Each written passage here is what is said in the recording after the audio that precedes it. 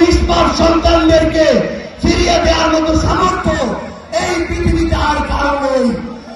কিন্তু এই সরকারকে, এই দেশের বিচার বিভাগকে এই ঘটনার তদন্ত সাপেক্ষে সুষ্ঠু বিচার নিশ্চিত করতে হবে এবং সেই দায়িত্ব এই সরকারকে নিতে হবে।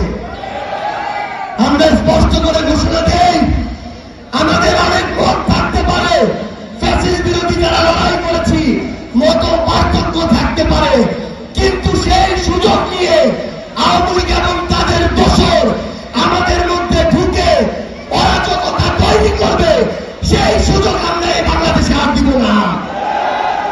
আমাদের মধ্যে রাজনৈতিক আদর্শ ভিন্ন হতে পারে, আমাদের নাম ভিন্ন হতে পারে, আমরা বিএনপি, জামাত, এনসিপি, ইসলামী আন্দোলন বাংলাদেশ, গণ অধিকার পরিষদ এমন বিভিন্ন নামে রাজনৈতিক লড়াই করতে পারি, কিন্তু যদি আওয়ামী লীগ প্রশ্ন আসে তাহলে আমরা ঐক্যবদ্ধভাবে এই সকল সন্ত্রাসীদেরকে প্রতিহত করব।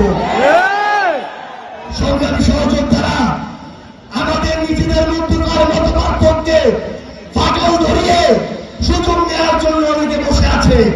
আমরা এই বাংলাদেশে এই সুযোগ আর কাউকে দিব না।